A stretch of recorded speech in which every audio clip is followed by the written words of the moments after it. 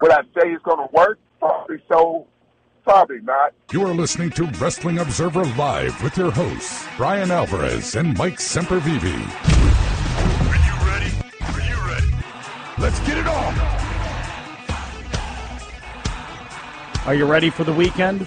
I know I am. Mike Sempervive, Wrestling Observer Live. Not ready to put a bookend on WrestleMania week. Last week, at this time, we were all gearing up for the NXT show. If you're a wrestling fan, you were probably watching an event. You were probably somewhere in New York City at an event, since there were, I think, 4 of them taking place while this show was going on last week. It was just absolute insanity. We've come back to earth here a little bit.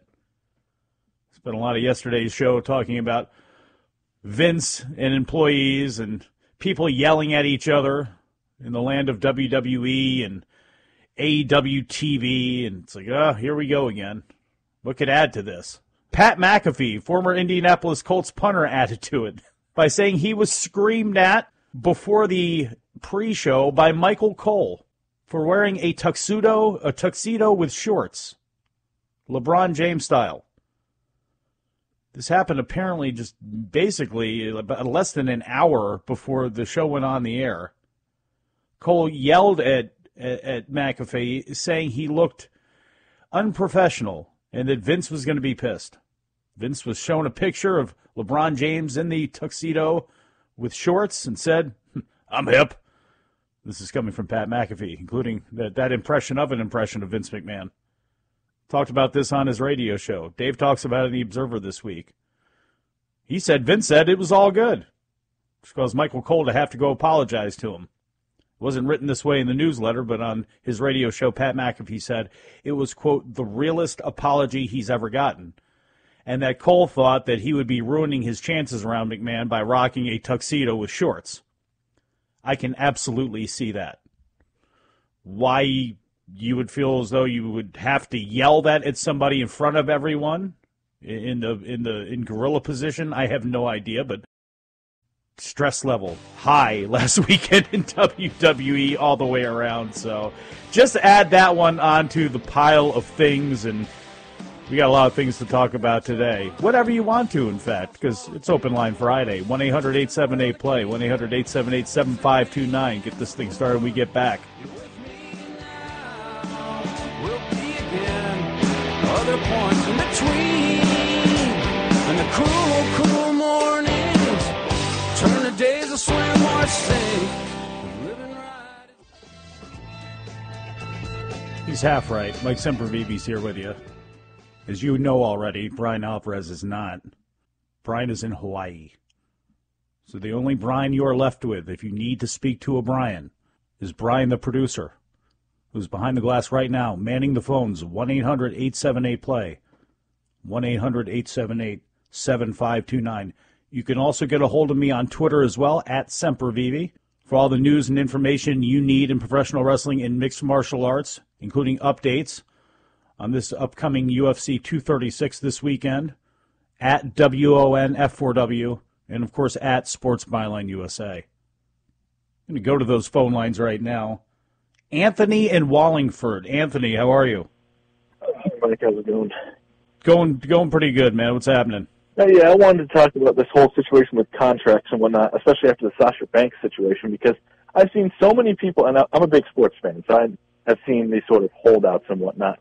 But I'm not really fond of how so many people tend to take the side of the wrestlers here whenever they want to hold out on a contract. It's like they sign these contracts. I feel like they should really own up to them in the end. I mean, I do agree. I think Dave said it, that the talent should sign shorter contracts so you don't get this kind of situation. So I'm curious to see what you think about it. Do you think that talent should own up to the contracts and just ride them out until it's over and then go from there, kind of like Dean Ambrose is doing? Or do you think that the talent are within their rights to hold out in this sort of scenario where they feel they're unhappy?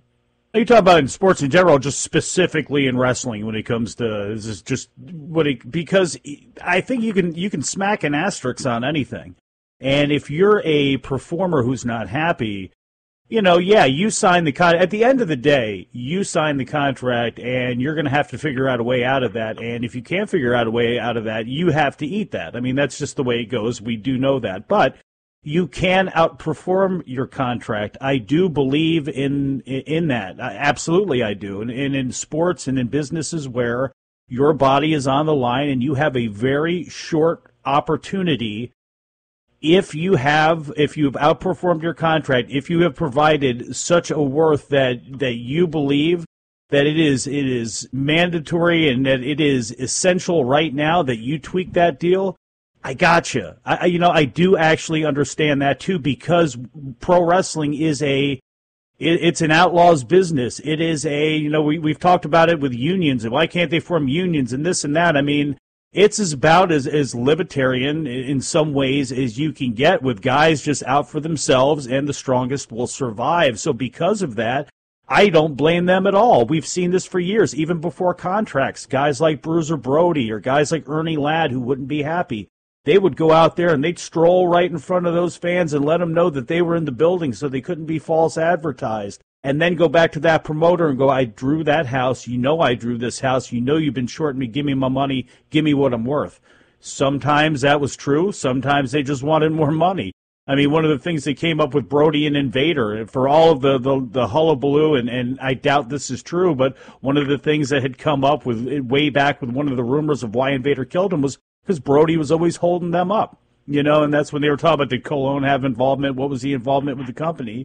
Because Brody would do that. Brody did that with pretty much everybody, with an exception of a small few. So we've seen this, and sometimes it's justified, and sometimes it's not. I think in the case of Sasha Banks, she's just not happy, and I don't want to speculate too much on her because I don't know where she's at mentally. I don't know if there's anything else to this, but if we're just to look at it as she's not happy with her situation and that's what's causing this, she's got a tough road to hoe. The same thing with the Revival. I mean, that's just the way it goes. I mean, they're going to have to eat it, and they're going to have to wait till their contracts are up and take whatever repercussions the company puts on them, because the Revival could very easily be split up next week and be sent on their ways, which would kill them because they love being a tag team.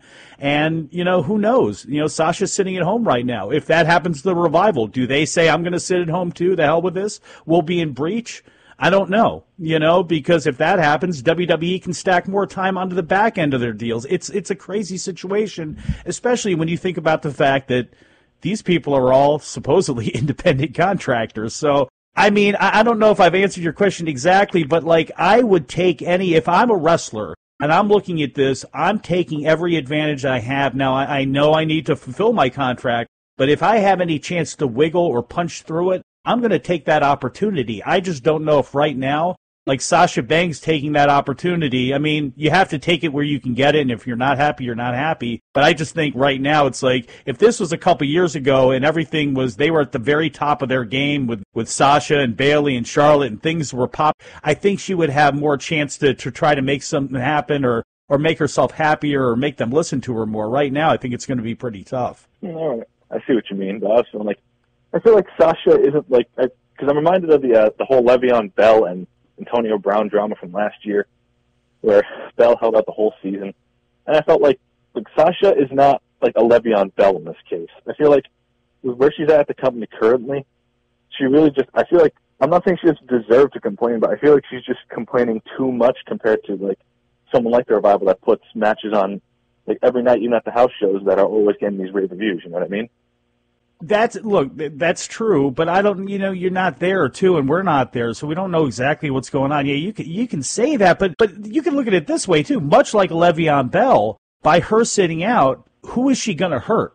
You know what I mean? You can make a case that Antonio Brown or Julio Jones last year, I'm an Atlanta Falcons fan, I didn't like the timing of him doing it. I understand why he did it, but I also understand as a fan with a team with salary cap implications and needing to sign Grady Jarrett and things that were coming for the future, how much this was going to be a problem. So it worked out for him, but Le'Veon Bell, at the end of the day, he just lost a bunch of money and lost a bunch of face. And that could be what happens with Sasha here, on top of the fact that she may have more time added onto the back end of her deal anyway, because much like injuries, I don't know if it works for injuries and sitting out, but if she's just sitting there, I don't think that time starts ticking off your contract if you're refusing to work. You know what I mean? So she may actually ultimately only be hurting herself in this exchange. Yeah, I guess it's just one of those things. Anthony, go ahead. No, because I don't think we know when the Revival's contract expires, but I don't think we know anything about Sasha's. Or does Dave have anything on that?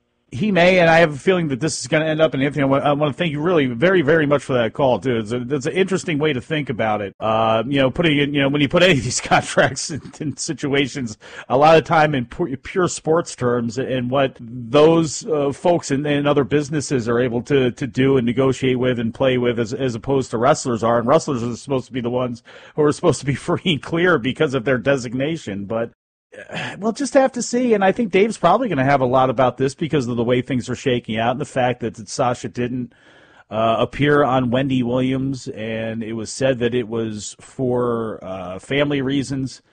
Dave seemed to add on more to that on Wrestling Observer Radio. I don't want to speculate any further because whatever it is, she's not happy. Her tweets that she sent out said that what it relates to specifically, I don't know. I don't care. It doesn't matter. But if you look at this, like I was saying, from just a pure creative look, she's really, really popular.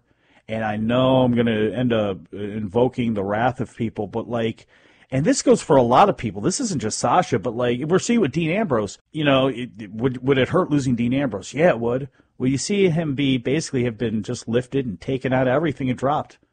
And the world's going to keep spinning. Time's going to keep going on. The fans that miss him will still miss him, but they'll still cheer Seth, and they'll still cheer Daniel Bryan or this person or that person. And it's probably going to be the same way in the women's division. But because of her popularity and because she seems to really love wrestling, hopefully everything can work itself out. We'll see. We'll be back. Wrestling Observer Live. My wallet in El Segundo. I gotta get it, I got to get it. I left my... You are listening to Wrestling Observer Live with Brian Alvarez and Mike Sempervive on the Sports Byline Broadcasting Network.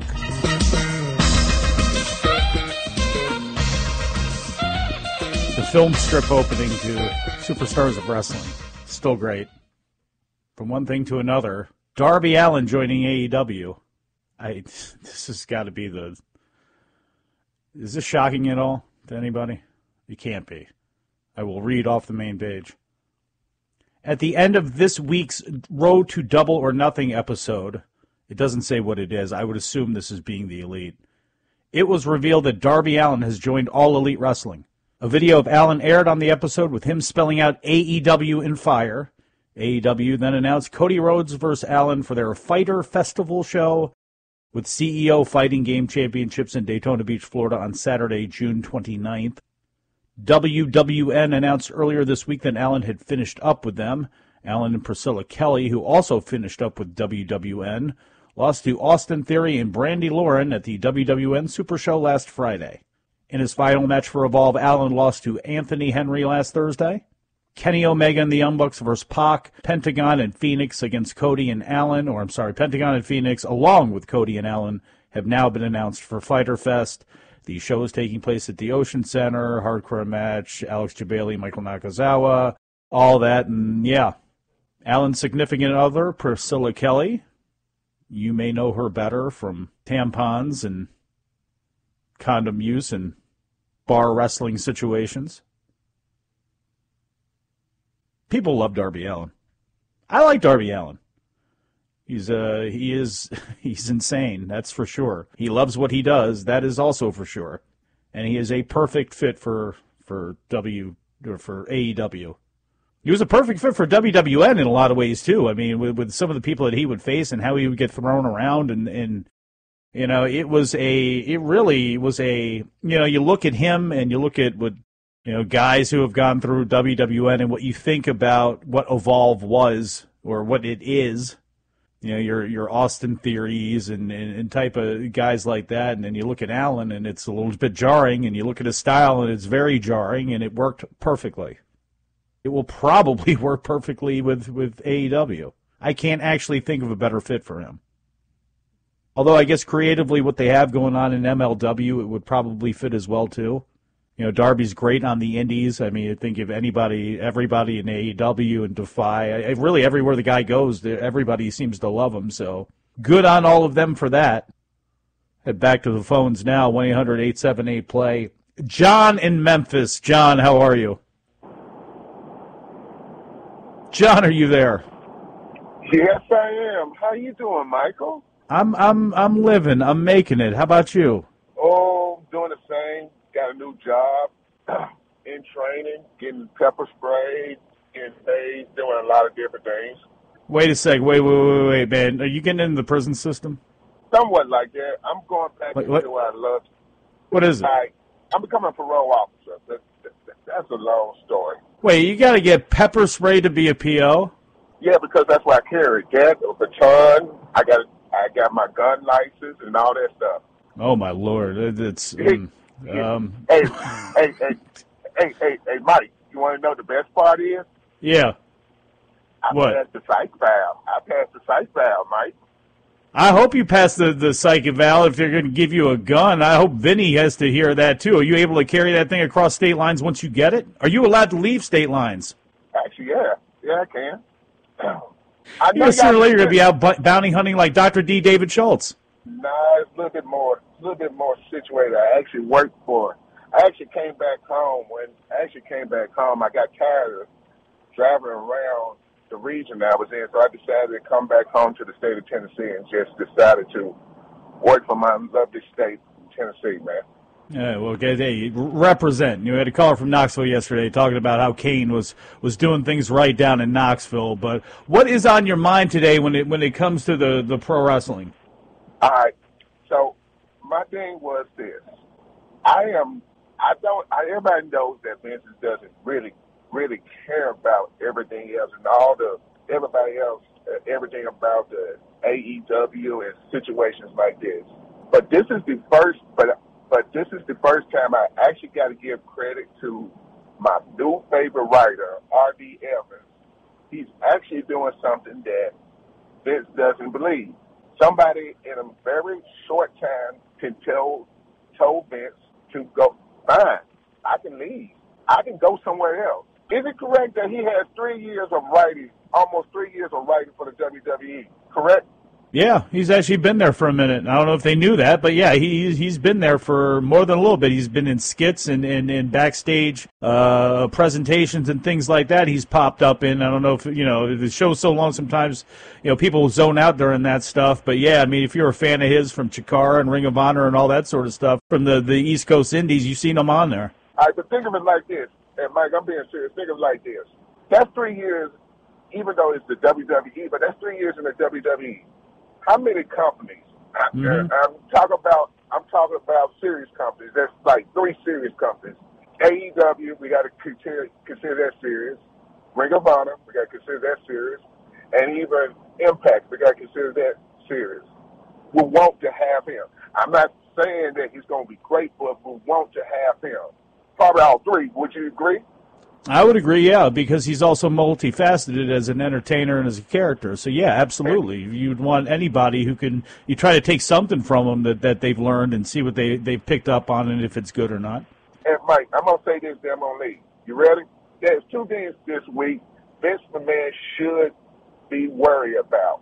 When a writer who did not kiss his butt, did not feel humble, told Vince McMahon to stick it and left, and when one of these, quote unquote, as Triple H say, pee on him. I'm being quote paraphrasing. Is about to get a TV deal, a national TV deal. This is the first time in everybody's been saying this the last 18 years that you actually might have some competition. Maybe this going to step Vince up to understand that. Maybe it's time to, I'm not saying let it get down, but at least get back into reality. Would I say it's going to work? Probably so, probably not. But at least I'm happy that there's some competition. That's the only thing I care about, Mike. John, I want to thank you very well. Hold on now. I got to keep it moving now.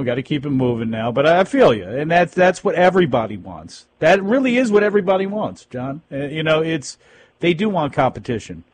They do want something different. ROH, if they're not providing what you want, and they're the other big thing out there, they're available in most of the country on Sinclair. They're the ones with New Japan right now. people do want different. And the problem is that there are a lot of older fans that look at what AEW is doing and seeing some of the names attached, even people like maybe a Darby Allin, and go, I don't know if this is going to be my alternative or not. I'm not sure if this is going to be my alternative, and we'll have to see going forward. But, I mean, because there all are alternatives right now, like Impact, like MLW, like a zillion and one places out there, much like a Jimmy Jacobs, who was let go, I don't think RD Evans is going to be sitting on the sidelines very long because, much like a Jimmy Jacobs, he's got a ton of talent that's not only located in his head for writing and formatting and coming up with ideas, but because he is a on-stage presence as well, too. Not in the ring necessarily, even though the exploits of mixed martial Archie are, of course, legendary, but more as like the barrister character, more as that sort of thing where he can be a presence on screen. So we'll have to see what happens going forward. I don't think he's going to be out of a job very long. And, John, I thank you very much for the call. Keep it moving now to Christopher in Connecticut. I'm going to have to probably pay for the fact I kept John on for that long. But Christopher in Connecticut, what's on your mind? Hey, Mike. How are you? What's happening? So there were two things I want to talk about. One is something that's been going on for a while that's been bothering me, and one is a subject I don't think you've talked about yet that happened yesterday. So first of all, it's just a pet peeve, basically. The creaking that they've added to Aleister Black's entrance on the main roster. Yeah. And because they don't have, I realized they did not have it at TakeOver, and it's just completely ruins like the atmosphere of him like doing this like zombie, like standing up while laying down thing, and like I don't think that like obviously there is a mechanical portion to it, but I don't think you were ever supposed to be thinking about that. That's just like how the effect is done. It's like if they made it obvious that there's like a fog machine going when the Undertaker's coming in. And then the recent thing I want to talk about was I want to get your thoughts on the whole Dijakovic thing, because I don't think you talked about that yesterday. I hadn't. No, that had actually come out after the show had aired. Okay, yeah, that whole situation, and also like I know some people are going after like Brian Williams and Mansoor or Manny over like defending him. So yeah, I just want to get your thoughts on those situations. Well, I say, because I was going to hold this up anyway because I knew break was coming. But yeah, I'll hold you on through the break here so we can kind of talk about this. But yeah, a whoops, something far more nefarious when it comes to Dominik Dijakovic and his new character. We'll have to see. We'll be back. Wrestling Observer Live.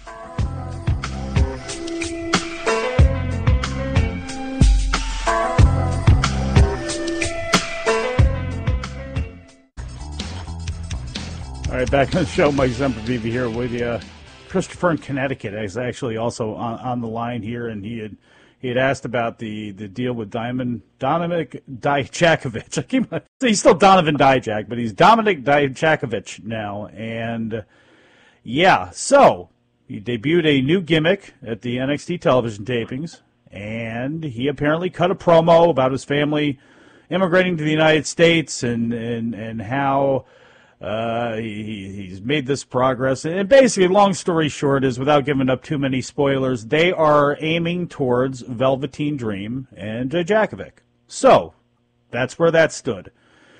On Twitter, on his Twitter account, which has now been deleted, Dijakovic wrote, quote, "This continent has everything backwards. This is a diseased environment that breeds impurity. The streets are almost as filthy as the inhabitants. I would know. I have lived here a majority of my life. I owe it to myself and my family to, capital P, purify this wasteland." He then tagged the three leaders of North America, Donald Trump, Justin Trudeau, and Andres Manuel Lopez Obrador. As one would expect from this WrestleZone article at Mandatory, it says, quote, "This message got an immediate backlash from fans and was deleted less than 30 minutes later," unquote.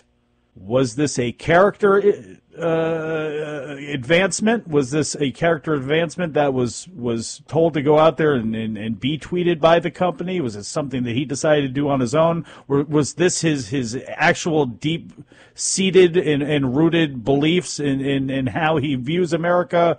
I guess we'll all have to find out later on, but what did you think about this, Christopher, and how did you take this? Because it seems to me, and I don't know, and I'm speculating on this like everybody else, but considering the Dijak's background on the indie scene, his feud with Keith Lee and all that sort of stuff, I would think that this was just something that was a very, very poorly thought out idea. In fact, maybe not thought out at all, and was a mistake that was quickly rectified.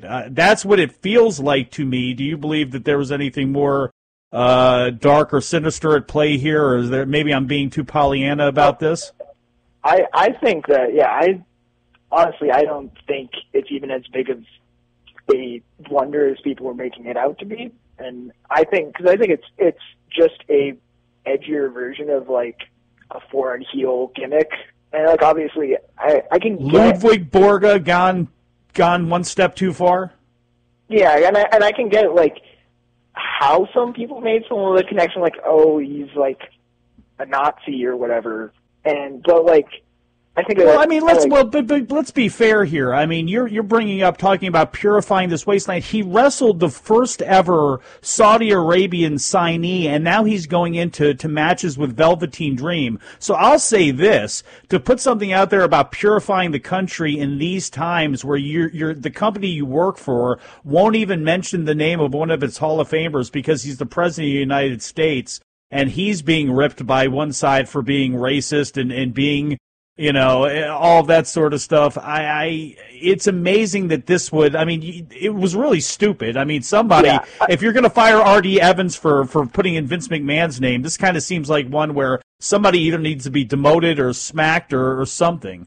Yeah, I definitely do think it was poorly thought out to go with the current climate, to go with something that sort of edgy. But I think that they're trying to, and you can see that in a lot of in both NXT and the main roster, that they're trying to sort of go for edgier product in some ways, like push those boundaries where they can, especially with the social media stuff.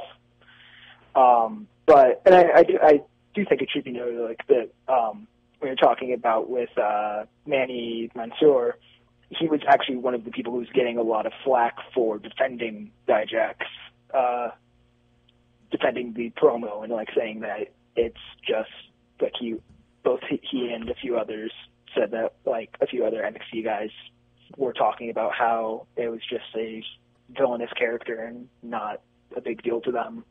Yeah, a couple guys have said that. I forget who it was, but somebody's like, heaven forbid that somebody try to be a heel in these days and things like that. Williams.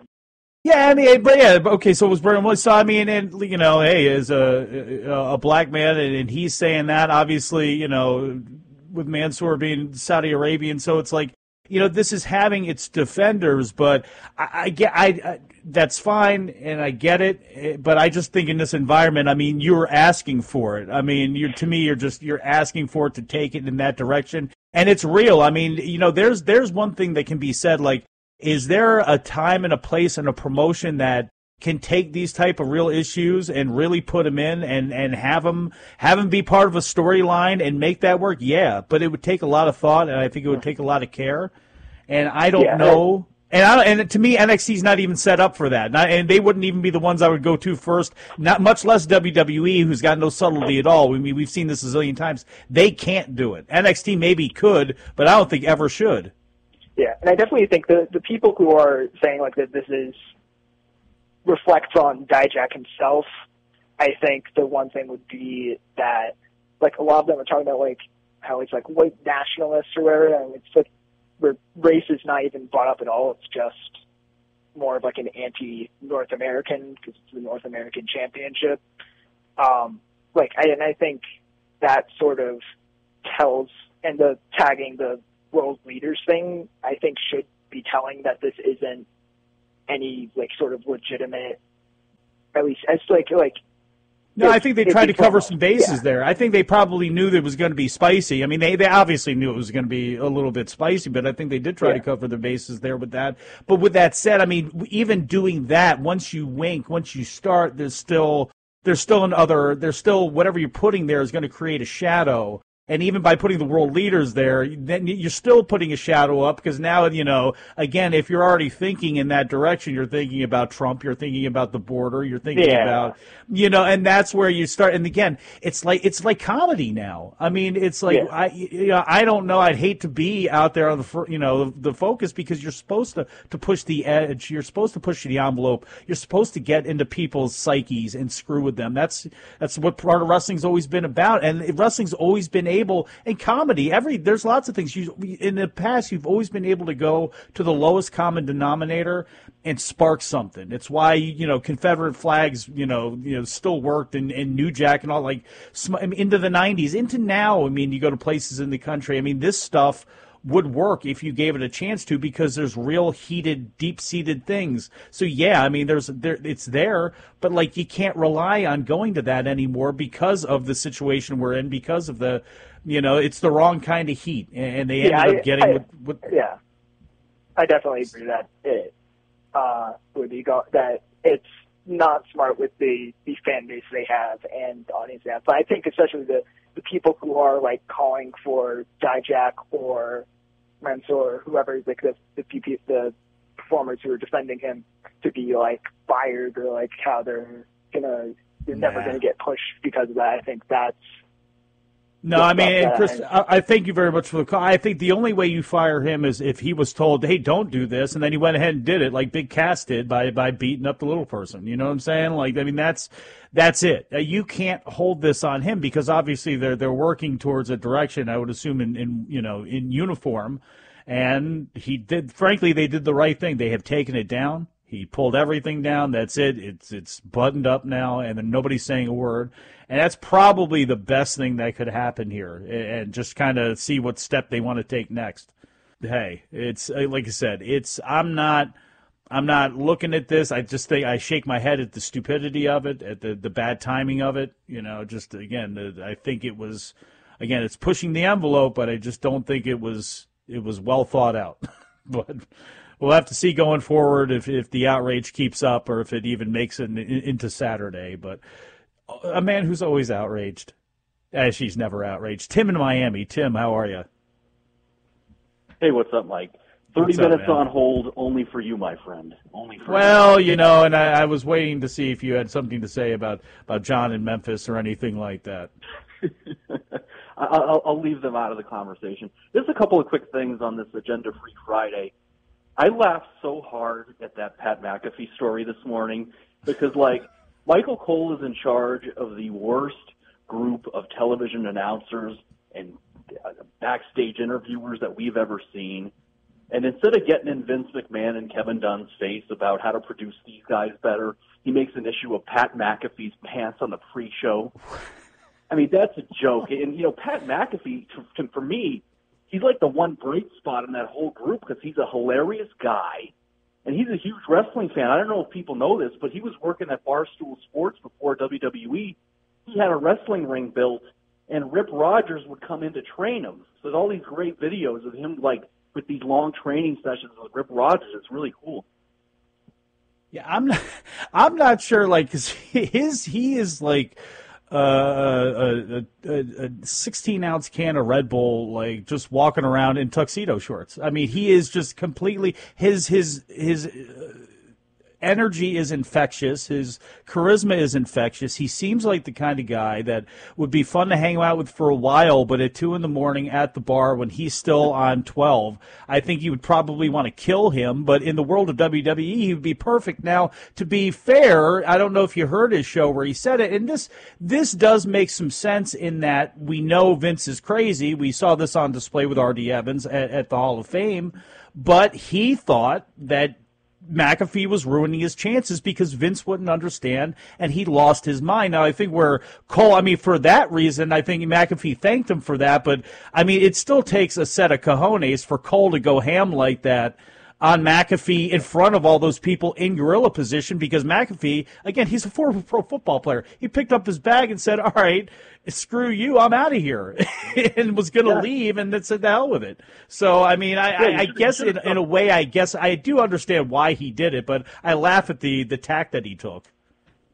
Well, he should have stuffed Michael Cole's puny little butt inside of a locker. That's what I would have done. But one more quick thing, because Brian and Dave were talking about this on Monday, and that's to talk about Rob Gronkowski potentially coming in. Let me tell you why that's not happening. Rob Gronkowski retired because of a long history of serious back issues. Someone does not leave their primary location because of back problems and sign up to take flat back bumps in a wrestling ring. The whole talk about that is cockamamie, and I think Gronk's actually going to make a return to the Patriots midseason. Tim, thank you very much for the call. I don't believe you. Although I'll say this: if they're in need, you know he's going to stay in shape. I mean, I can't see that dude. He's not the type, for as much party as likes to do and all that sort of stuff. Everybody had always said one of the reasons that Belichick loved him and basically let him be Gronk was the fact that his work ethic was undeniable. And I agree. He ain't coming. Like, people that want him there full time and what's going to happen in the fall and all that sort of stuff when they go to Fox, he can make appearances. He can even work quarterly. But like him on a regular basis, him even quarterly, no way. Him one time, absolutely. Him to save mojo from himself, we'll see. Wrestling Observer Live.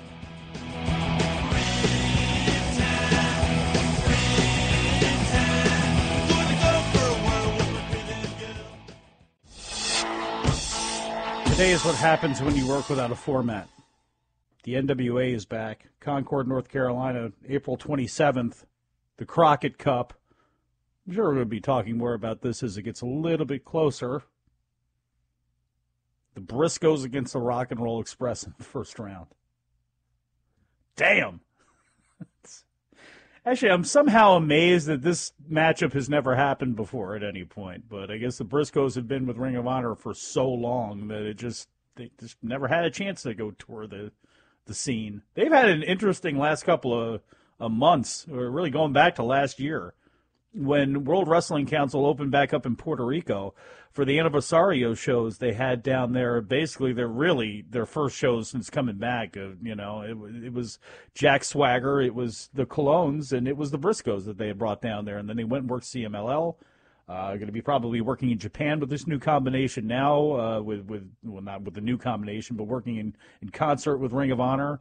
They're probably going to end up on there and now facing the Rock and Roll Express on that show. So, again, we'll probably have more on that as it gets closer. Tonight, if you're around, there's a few tickets left.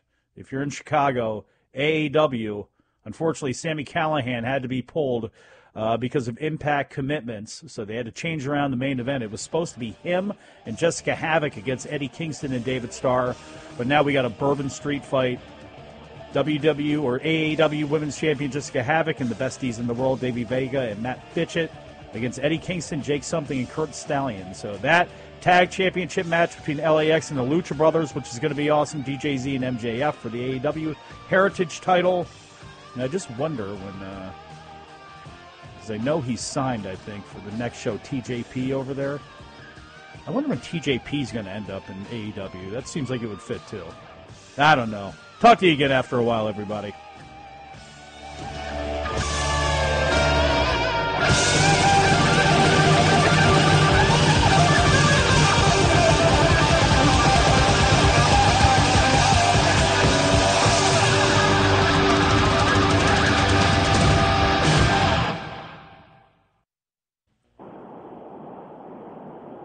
Would I say it's going to work? Probably so.